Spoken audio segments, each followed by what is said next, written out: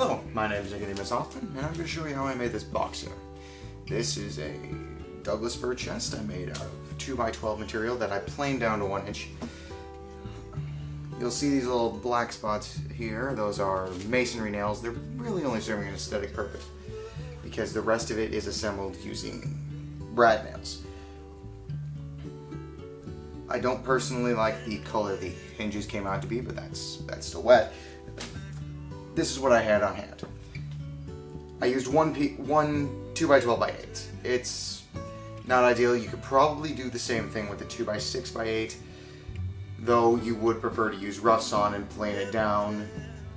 You're going to be better off that way, just because you'll be able to get more wood out of it.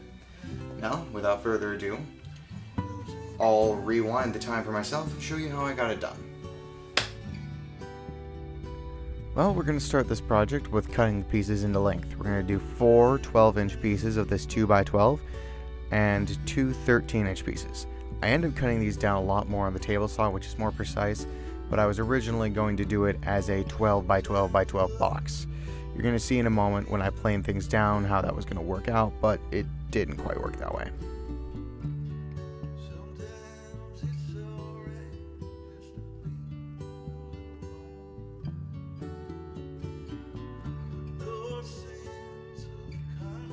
Now at this point, I just bring them down to 1 inch on the lunchbox planer. Not too much going on besides that.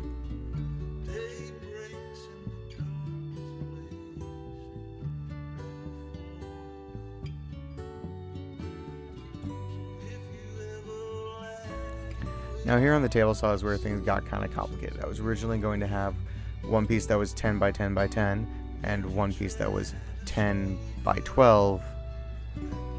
And that just didn't end up working out. What ended up happening was instead I cut them down to 2 pieces that were 8 inches by 12 inches and 2 pieces that were a bit smaller than that. I just had to keep going down and down. I don't remember exactly what the final dimensions were, to be honest. I just kept going until it fit. You should not do that.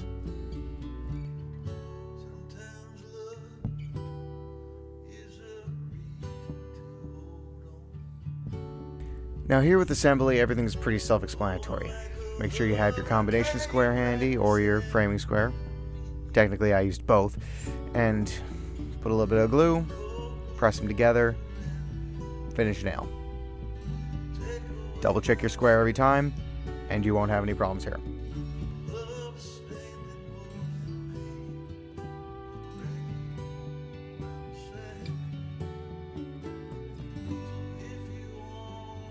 Sanding.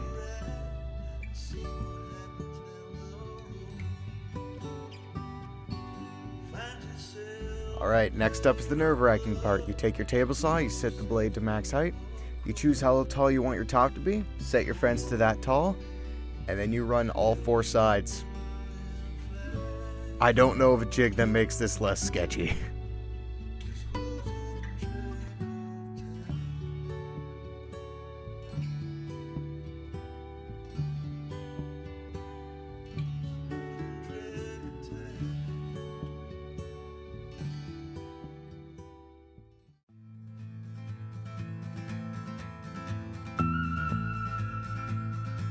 Here we have what you should have once you're done on the table saw.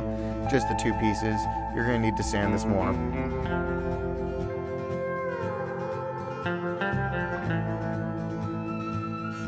Alright, as far as attaching hinges go, it's pretty simple. I'd recommend using one long hinge or a door hinge instead of the 2 small hinges like I used here. You're going to want to set it tight together how it was when you sawed it. Lay the hinges out. Put your marks in place, drill the holes, put it on. That's all there is to it. I show a little bit here.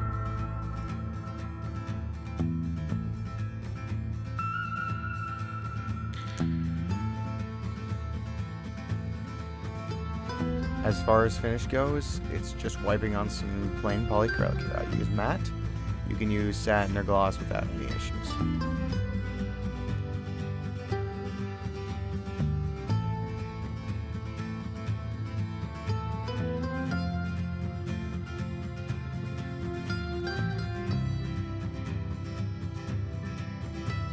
I hope you all enjoyed.